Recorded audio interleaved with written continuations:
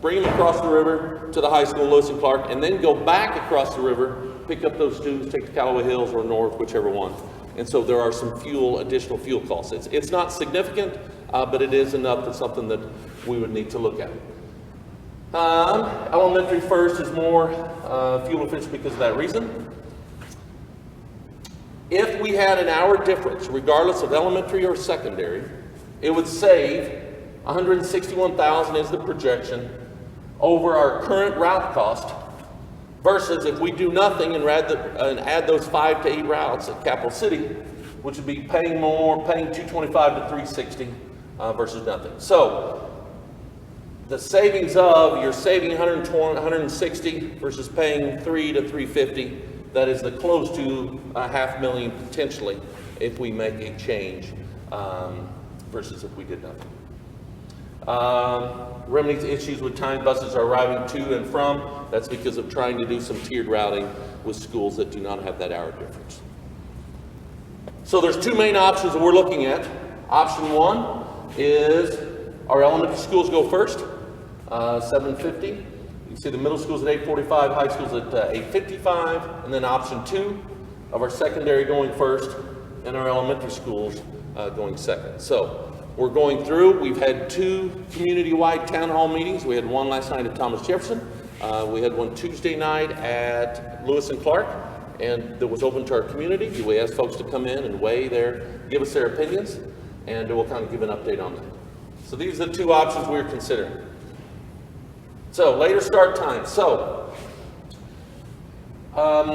the secondary learning aspect, research shows the need for later start times for secondary students. We had Dr. Kraus, I believe, a pediatrician here. She was at Lewis and Clark on Tuesday night, and she actually stood up. Didn't know she was going to be there. We didn't plan it. And she basically confirmed the evidence with our adolescents and with the pediatricians that the number one goal for the national, this is the who? Okay, the National Academy for Pediatrics is for start times for secondary students 8:30 or later. And that is their number one goal because of the development of adolescents. And so as we look at that, we have Seattle Public Schools. They made that change, and in the fall when we started having more serious conversations, October, November, they came out with their what they did in Seattle, and they moved to the later start times and some of the evidence of what has worked and what has not with them. So that confirms that the need for secondary students versus elementary wise. And you think about it, your elementary students they get up early. I know with my kids, as they get older, they want to sleep in more versus when they're younger, they do not. So it's just naturally that's how we're wired. And so that is something that research shows the need for that, and that student learning increases if you have a later start time. Student achievement scores have gone up in schools that have had later start times. So back to our 3 pillars, learning. If student achievement increases, we need to look at that. The anecdotal evidence from our elementary teachers, especially our 9 o'clock schools, when we are going to all 18 of our buildings. We have, I believe, 3 or 4 schools left. But our 9 o'clock start buildings, when we have said that our elementary students later in the day at 2 o'clock, later in the afternoon, that their students are spent. And you just saw heads nodding, and I confirmed that this was students that were spent versus our teachers that were spent. But it's real, we recognize that, and so the instruction difficulties later in the day for our younger students, so as we explore that. So we went through pros and cons, and this is an activity that we have gone through at Lewis and Clark and at Thomas Jefferson last night, and we asked our community folks for pros and cons from their lens. We gave them post-it notes, and they could ask any question in the world, and we went through every single question to address their questions and concerns. Brian, you want to go through the pros and cons here? Sure. So the pros for elementary starting first is what Larry just talked about, that being the research says that secondaries should go later in the day. Our anecdotal evidence from our teachers stating that our younger kids are struggling in the afternoon. The morning bus stops later due to shorter routes. the neighborhood. So if our elementaries were to go first, because their routes are 20 minutes compared to secondary being 45, we would not have to pick kids up as early if elementaries went first, so that is a pro. The additional two second-tiered routes, we'd be able to do more of those, which means we would potentially have fewer kids on the bus, and more importantly, we would no longer have elementary kids with secondary kids. High school drivers not driving during the rush hour, so that is an issue for us right now. Our kids driving during the rush hour, where if secondary was to go second, the rush hour would be primarily over before the kids would be out driving in our traffic. And I believe it was the Academy of Pediatrics showed that in some of their studies, they actually did a crash rate study and found that schools that started after 8:30, past that rush hour, actually reduced the crash rate of teens. So, good evidence. And then high school schedules are more flexible, and we can do 0 hours. So our elementary schedules are pretty much set. Those kids come in a certain time and have to leave. But at the high school level, we have the ability to do things like 0 hours. We do some of that now. So we believe that secondary going a little bit later, we could do a 0 hour in the morning for kids who needed to get those courses done early, and have the ability then to be done by 3 o'clock if they couldn't stay for 4 because of job duties and that kind of thing. So those are the pros. The cons. This is probably the biggest issue that we have heard in talking with the community, and that is that the older siblings will not be home first. So if secondary went last, currently right now in our situation, middle school and high school kids get home before the elementary. So in some cases, parents have the older siblings there at home when the elementary kids get home, and that is their child care. If secondary were to go second, then those older students would not be at home when the elementary's got there. So child care becomes an issue for our families. And I'll touch on, this is one thing, when we were talking with Philip yesterday about our APR, there's direct correlations with schools that have more of their students involved in or extracurricular activities, that there's a direct correlation in their student achievement. So one of our goals is that all of our students find something besides math, science, history, and English, whether that's art club after school, science club, football team, the drama club, you name it. Find something else outside of the core curriculum. And we believe, and the research would say, more involvement you have in something else that they're passionate about, because students aren't always fired up and excited to go learn about science, but they are excited because they got basketball practice after school, and so that's what's keeping them engaged. So attendance rates go up, graduation rates go up when you have more participation. So some of those activities are after school, which they wouldn't be there to provide that child care after school. And we're trying to increase that, not to combat that, but just we want more of our kids involved because as a result, student achievement goes up if they find something else. So one of the things we'll do is begin to look at, we're going to begin the process of engaging the child care services about what's available to us. We're going to look at what we can offer on our level, but also what can we do in terms of coursework before after school to help support some of that stuff. Rather than just going into a child care service, can we provide additional educational activities where kids can be involved? Students, common would be the students who are not, who work, not available to go to work as early. So we've heard from some of our employers that concerns about not being able to get to work until 4 o'clock could be an issue for shift changes. We realize that, and we believe that offering a 0 hour could actually combat some of that. So a student who has to be to work by 3:30 could potentially come into a 0 hour, get the credits they need, be done by 3 o'clock, and then still get to their job. If that was a requirement, we could offer that opportunity. And if I touch on, if the elementary schools were going earlier, the secondary would be starting at 8:50, 8:55. A 0 hour would be at 8 o'clock. I know when I did my student teaching in Park Hill in Kansas City, they started at 8 o'clock. 0 hour was at 7. And I was doing my student teaching, and we had a 0 hour, and it started at 7. So it would be 7:58 versus now 0 hours are around 7 is when they start. So it's not like we're asking them to come in at 6:30 or 6:45. It would be around 8 o'clock is when that 0 hour, if we made that change.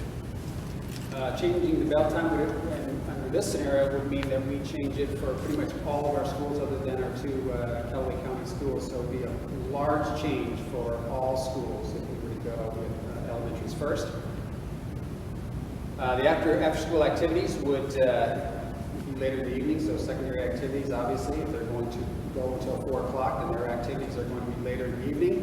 We've had conversations about that in terms of the changes in our conference, because we're going to 2 high schools and going to have smaller student bodies for both of those, that our conference would change, and potentially we would be engaged in activities more locally than what we currently do. So maybe some solutions to that. Right, our current high school, Jeff City High School is not in a conference.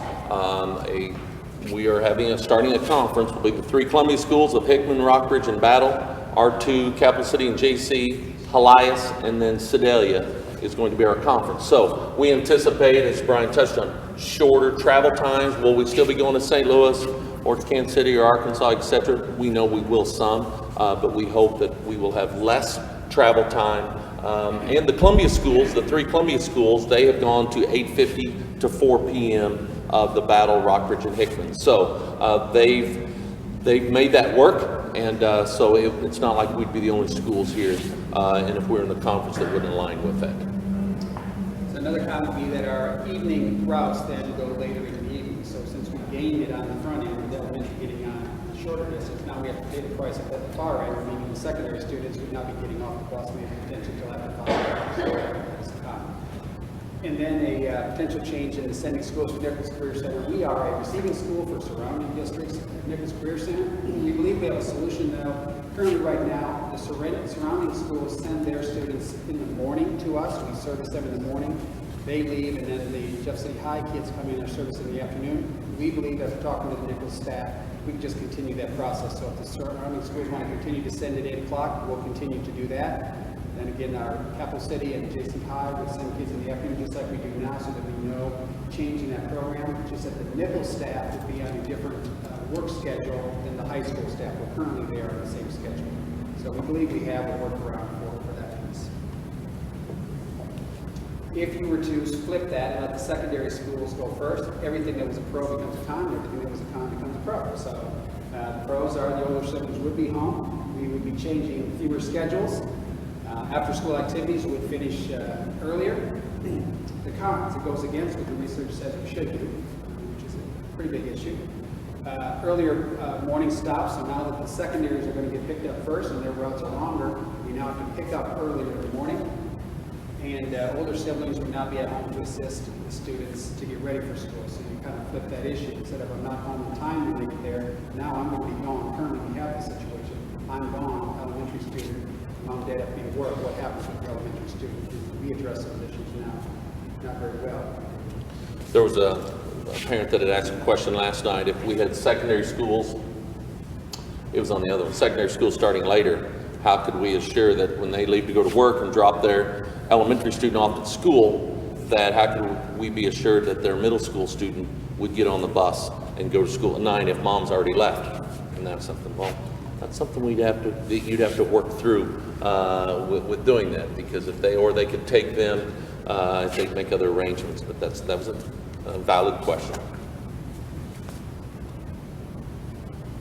So basically, this is at Lewis and Clark, and we had 20 that were on our live stream. This is from we don't have anything from last night included in this, do we?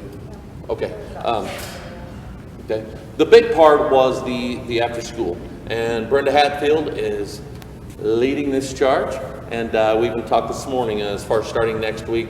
We have approximately 40 daycares in Jefferson City and Holt Summit on our area, and as far as contacting, and she has a plan to reach out to those. You want to give a summary, Brenda, of some of those questions we'll be asking them? So what we'd like to know from them is, are they currently offering after-school programs? How many people can they house in their after-school program? What are their costs? And do they intend to change anything based on our strength? Okay.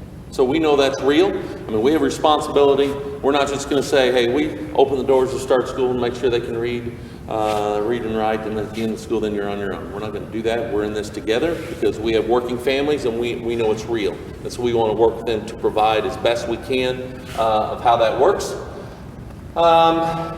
So childcare was a big part of it.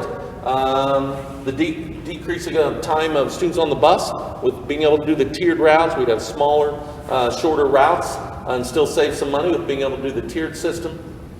Bus concerns, just regardless of when school's starting in. We recognize that we can improve on our buses. So that is an area, as I touched on earlier, regardless of when we start school.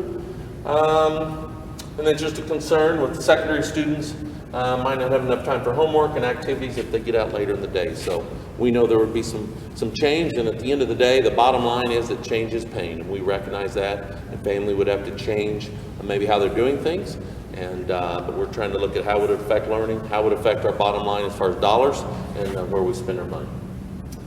So our next steps, the survey of the child care that Brenda just touched on, meet with the Y Care and the Boys and Girls Club.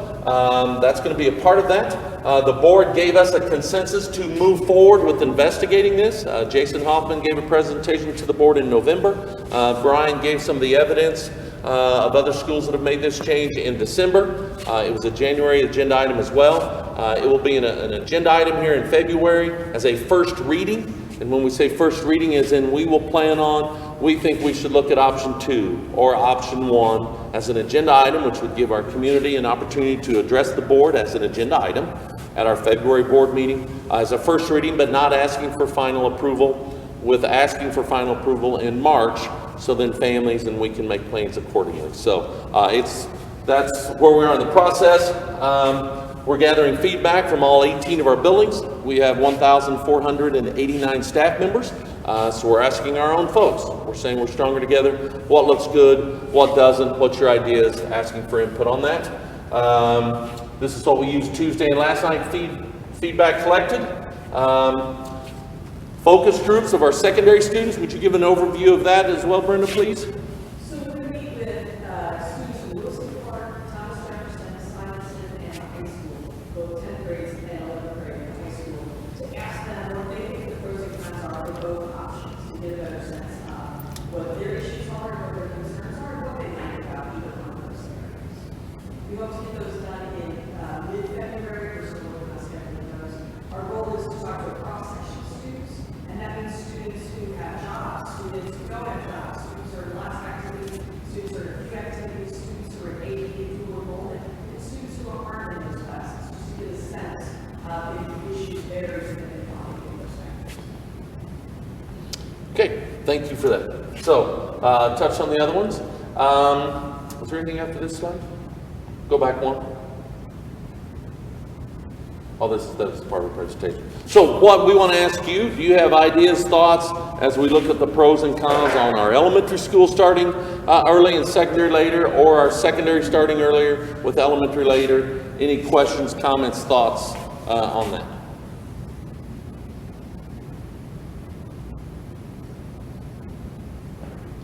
I won't say speak now, forever hold your peace.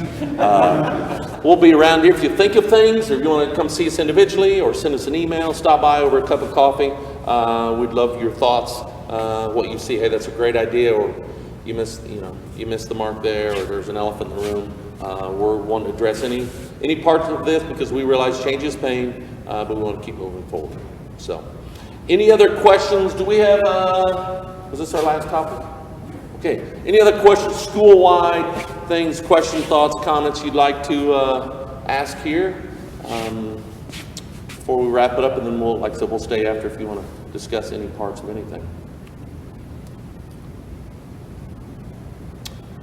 Okay, we appreciate you guys being here. We'll stay around. Thank you again. We still have coffee over there if you need to refill on the way. Thank you guys for being here, and have a great day.